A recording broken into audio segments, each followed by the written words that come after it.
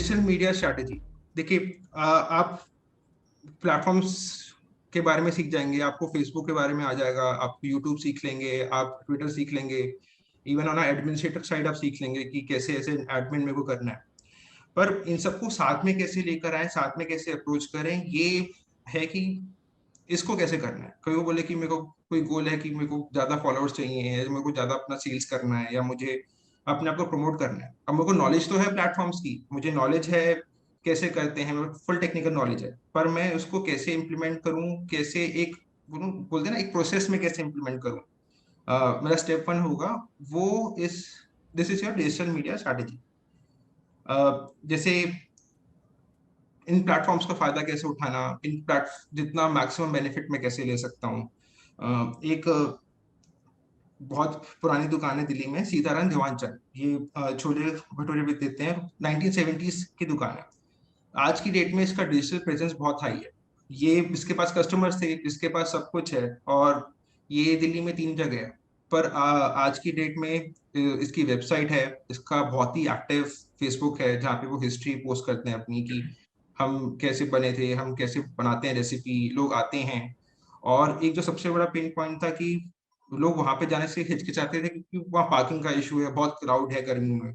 तो उन्होंने डिलीवरी चालू करी, तो वो सिर्फ वो 3 एरिया में नहीं, पूरे दिल्ली में, फरीदाबाद में, गुड़गांव में, नोएडा में अपना डिलीवर करते हैं। This is all possible through their digital media presence. So मैं आपको ये 7 सेक्शन है जो कवर करूंगा। एक तो बताना कि डिजिटल एडॉप्शन ग्रोथ क्या है, कितने इंटरनेट यूजर्स हैं, आगे कितना स्कोप है, अगर मैं डिजिटल मार्केटिंग कर रहा हूं तो मैं मार्केट कितना बढ़ रहा है आगे। सेकेंड है कि मार्केट तो बढ़ रहा है आगे, बट डिजिटल मार्केटिंग में कैसे कर सकता हूँ, दोनों में क्या रिलेशन है।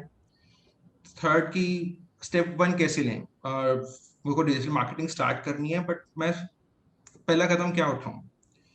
चौथा, डिजिटल मार्केटिंग एक्चुअली होती क्या है। बहुत कूल वर्ड होता है बोलने में कि स्ट्रैटेजी करेंगे, वो डिजिटल स्ट्रैटेजी करेंगे, बट ये एक्चुअल में होता क्या है वो है, इसमें एक्सप्लेन करूंगा।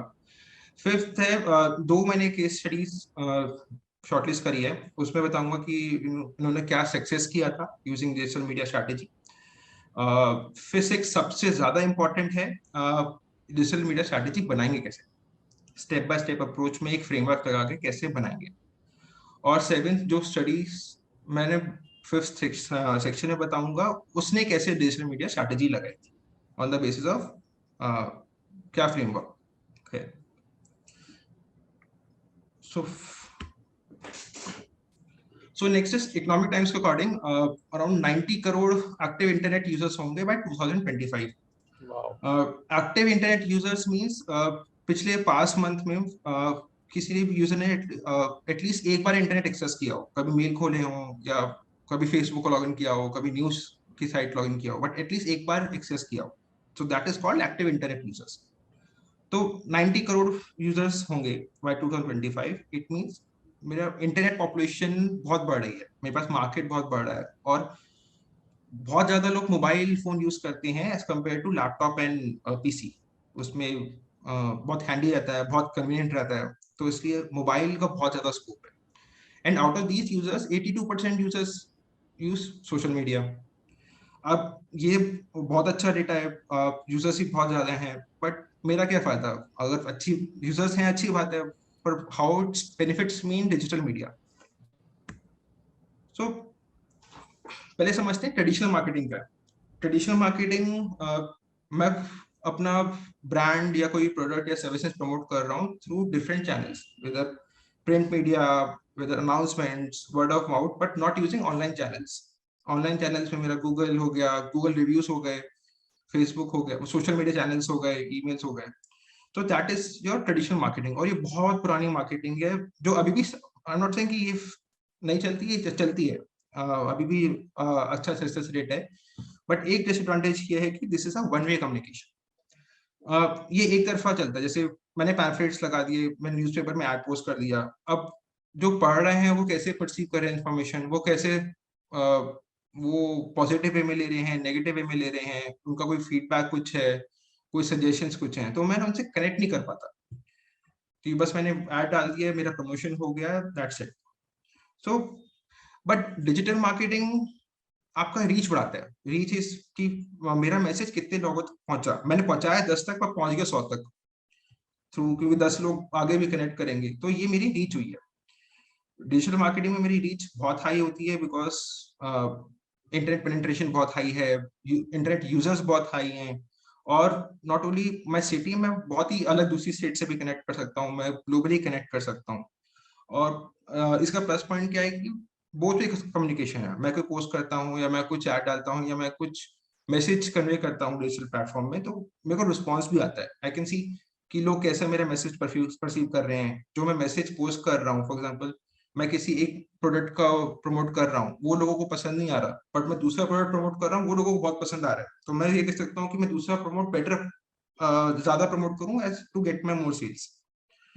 तो ये बेनिफिट है डिजिटल मार्केटिंग का। और जितने मेरे एक्टिव इंटरनेट यूजर्स बढ़ेंगे, उतना मेरा डिजिटल मार्केटिंग का बेनिफिट्स बढ़ेंगे, मेरी कस्टमर रीच बढ़ेगी, मैं ज्यादा लोगों को प्रमोट कर पाऊंगा, मैं ज्यादा लोगों से इंटरेक्ट कर पाऊंगा, ज्यादा कस्टमर बेस है तो मेरी रेवेन्यू अपॉर्चुनिटीज भी ज्यादा होंगी।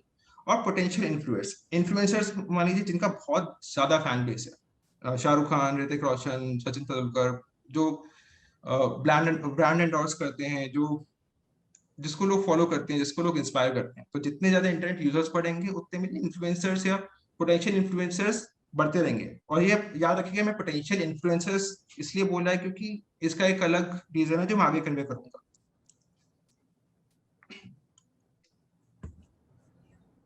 तो अब देखते हैं कि डिजिटल मार्केटिंग स्टार्ट कैसे करनी है। एक तो तरीका है कि मैं ओवरनाइट सेंसेशन बन जाऊं, मैं 3-4 प्लेटफॉर्म्स ले लूं, फेसबुक, ट्विटर, यूट्यूब, मैं उसमें बहुत सारे कंटेंट्स डाल दूं, 10 वीडियोस, पोस्ट, सब कुछ एक साथ मैं सबमिट कर दूं, और देन मैं देखूं कि नेक्स्ट डे तो कुछ एंगेजमेंट ही नहीं हो रहा, कोई लाइक ही नहीं कर रहा, कोई देख ही नहीं रहा। सिमिलरली मैं फेसबुक में अपना ट्विटर इंटीग्रेट कर देता हूँ कि फेसबुक में मैं कुछ पोस्ट करूंगा, वो ट्विटर में ऑटोमेटिकली पोस्ट हो जाएगा। पर फेसबुक तो मैंने एक महीने से अच्छे से खोल के देख लिया, बट ट्विटर में जब देखता हूँ एक महीने बाद खोल के देखता हूँ कि पोस्ट तो मेरे पास सारे हैं ट्विटर में, बट फॉलोअर्स ही नहीं है, कुछ कोई एंगेज ही नहीं कर रहा। तो अब ये कभी कभी चल जाता है, but most of the cases ये सही अप्रोच नहीं है, क्योंकि आप इसमें इंटरेक्ट नहीं करते, इसमें आपने कुछ आपका गोल हो, कुछ एक स्ट्रक्चर्ड अप्रोच हो जिसका आप देखें कि आपको प्रमोट क्या करना है। तो सेकंड अप्रोच होता है कि थिंक एंड अचीव। आप सोचो आपका गोल क्या है, आपको किसको टारगेट करना है, आपको क्या प्रमोट करना है, ये सही कस्टमर के पास सही चीज पहुंचानी है, या सही चीज प्रमोट करनी है। So that is digital media या मार्केटिंग स्ट्रैटेजी। ये बहुत इंटरचेंज वर्ड्स होते हैं, कोई डिजिटल मीडिया स्ट्रैटेजी बोलता है, कोई डिजिटल मार्केटिंग स्ट्रैटेजी बोलता है। तो डिपेंडिंग अपॉन योर कन्वीनियंस आप इसमें से कुछ भी यूज कर सकते हो। तो अब क्वेश्चन है कि स्ट्रैटेजी क्या होती है, forget digital media marketing, strategy actually होती क्या है। तो स्ट्रैटेजी मान लीजिए मेरा क्लासरूम है जिसमें 2 एंटीडोट्स हैं, मेरी सीट पीछे को है। अब मैं क्लास में लेट आता हूँ और मेरा प्रोफेसर पढ़ा रहा होता है।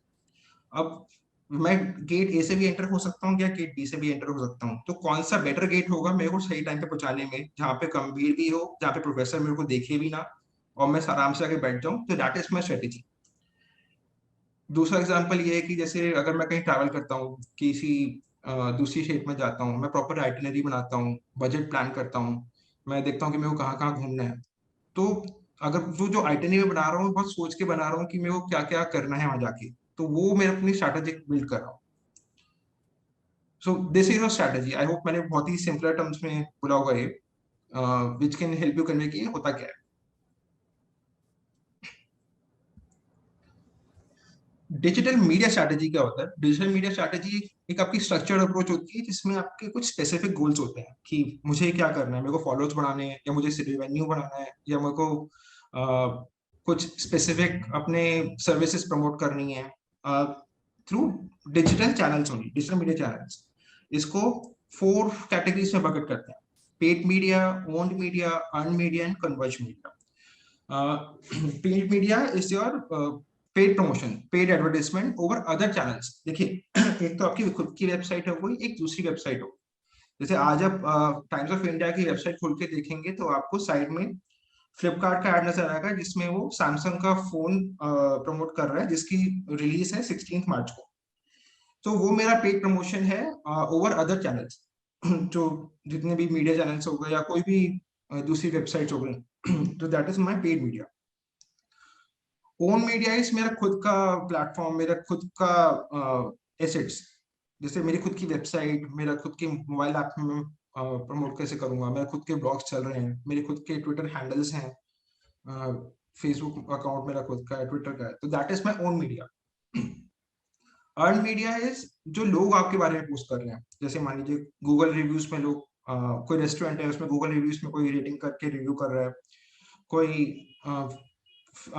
कोई कहीं कहीं घूमने गया है कोई, तो फिर वो आपका पेज टैग कर रहा है। आप कॉलेज में मैगी खा रहे हो तो आप पोस्ट करो कि हमने मैगी बनाई, तो घूम फिर के मैगी का तो प्रमोशन हो रहा है ना, तो दैट इज अर्न मीडिया।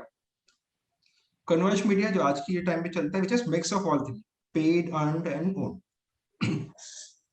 तो Philips Kotler is one of the renowned personality in the marketing field. He is known as father of marketing.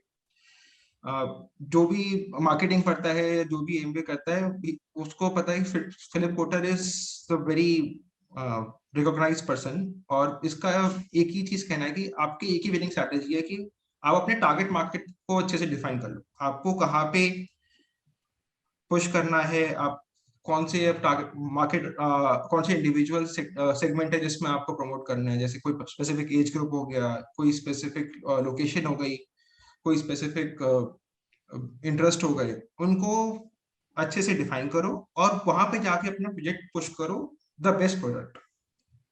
तो that is your winning strategy.